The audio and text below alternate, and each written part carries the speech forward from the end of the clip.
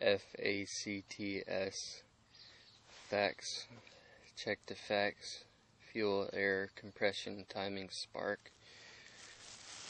This is the Echo PB251 here. For fuel, start with the carburetor.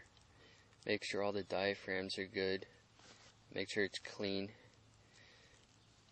Check the fuel lines, make sure those are clear. If the machine has a tank vent filter like this does, check that. If the tank has one, the cap, there'd be vent holes in that. Make sure that's clear. Air. Pretty much the only thing that can happen here is the air filter is fouled.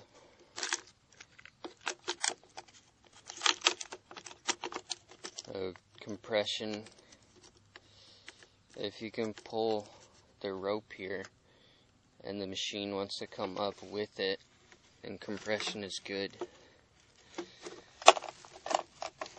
Another way you can test that, take the boot off, take the plug out, put a gauge in there, let's test it with the trigger at WOT.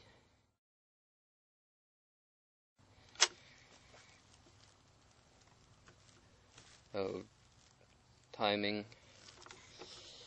Check the flywheel, make sure the key is not sheared or partially sheared. If it's advanced at all, the timing is going to be off.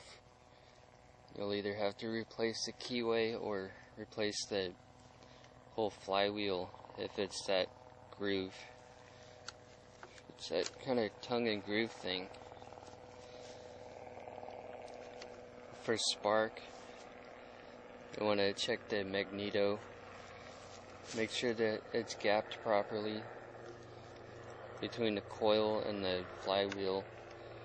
The gap you want is about the thickness of a playing card. You can also use a feeler gauge. You test spark at the plug here. Pull the boot off, pull the plug out, ground it on the block. One more thing for spark. I know some people would do this. I've done it once. Make sure your switch is on. That pretty much covers the method. A couple other things. If you start your machine and it wants to bog, it will not accelerate. First thing you should check before adjusting the carb, tearing it apart, is the spark screen. Fire that with a propane torch. What causes carbon on that is either just build up over time or fuel ratio being too rich, too much oil in it.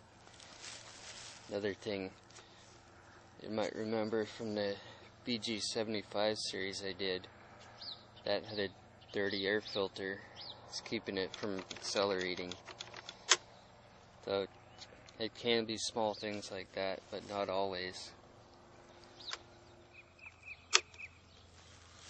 But when I get some gas, I'll do cold start videos. I need to run all my equipment.